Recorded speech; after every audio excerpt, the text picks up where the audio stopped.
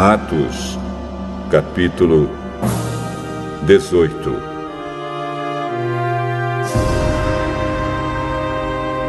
Depois disso, Paulo saiu de Atenas e foi para a cidade de Corinto. Encontrou ali um judeu chamado Áquila, que era da província do Ponto. Fazia pouco tempo que eles tinham chegado da Itália com Priscila, a sua esposa. Eles tinham saído de lá porque o imperador Cláudio havia mandado que todos os judeus fossem embora de Roma. Paulo foi visitá-los e acabou ficando ali para trabalhar com eles, porque a profissão de Paulo e a deles era a mesma, isto é, fazer barracas. E todos os sábados ele falava na sinagoga e procurava convencer os judeus e os não-judeus.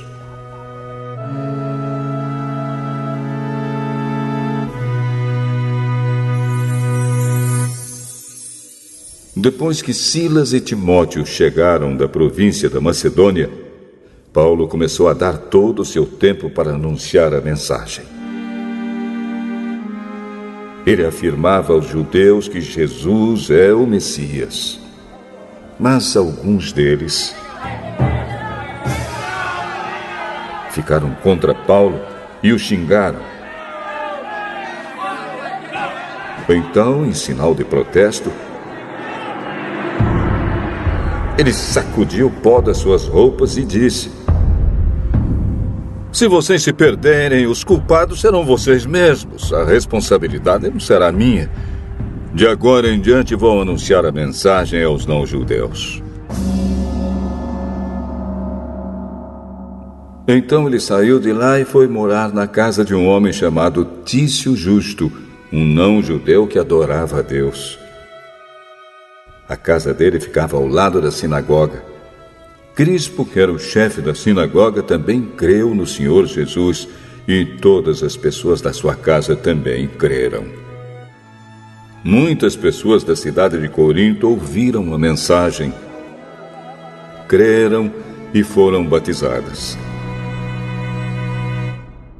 Certa noite,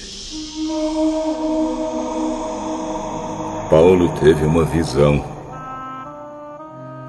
E nela o Senhor disse: "Não tenha medo. Continue falando e não se cale, porque eu estou com você. Ninguém poderá lhe fazer nenhum mal, pois muitas pessoas desta cidade são minhas." E Paulo ficou ali 1 ano e meio ensinando a palavra de Deus àquela gente. Quando Galho se tornou governador da província da Acaia, os judeus se juntaram contra Paulo. Eles o agarraram, o levaram ao tribunal e disseram ao governador: "Este homem está querendo convencer o povo a adorar a Deus de um modo que é contra a nossa lei." Quando Paulo ia falar, Galho disse aos judeus: "Judeus, se isso fosse alguma falta grave ou um grande crime, seria justo que eu tivesse paciência para escutá-los. Mas como é só uma questão de palavras, de nomes e da própria lei de vocês, resolvam vocês mesmos. Eu não vou ser juiz nesses assuntos." Em seguida, os expulsou do tribunal. Então eles agarraram Sóstenes, o chefe da sinagoga, e o surraram diante do tribunal. Porém, Galho não se importou com isso.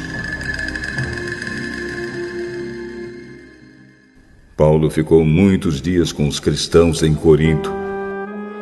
Depois se despediu deles e embarcou no navio para a província da Síria, junto com Priscila e o seu marido Áquila.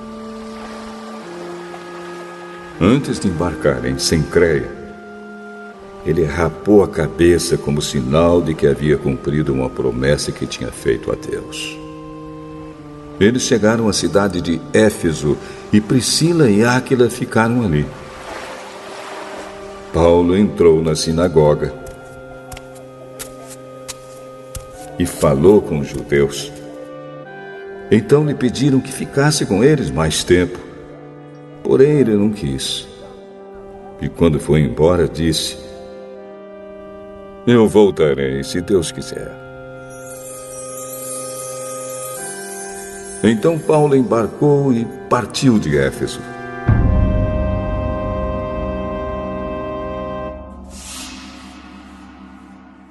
Quando desembarcou em Cesareia, foi logo para Jerusalém. Ali ele fez uma curta visita à igreja e depois seguiu para Antioquia da Síria. Depois de ficar algum tempo em Antioquia, ele foi embora.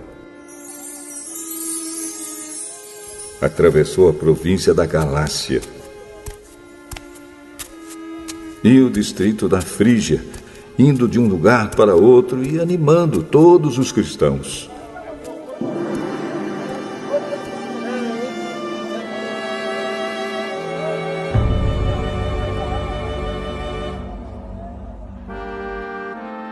Um judeu chamado Apolo, nascido na cidade de Alexandria, havia chegado a Éfeso.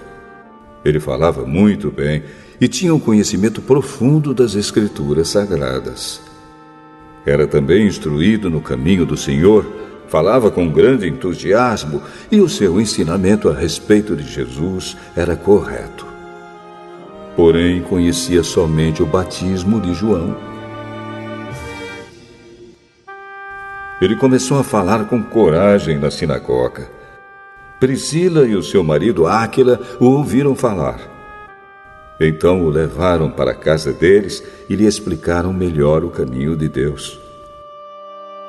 Quando Apolo resolveu ir para a província da Acaia, os cristãos de Éfeso o animaram e escreveram cartas para os irmãos de lá, pedindo que o recebessem bem.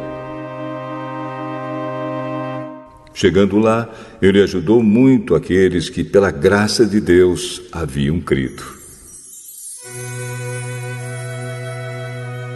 Pois Apolo, com argumentos fortes, derrotava os judeus nas discussões públicas, provando pelas Escrituras Sagradas que Jesus é o Messias.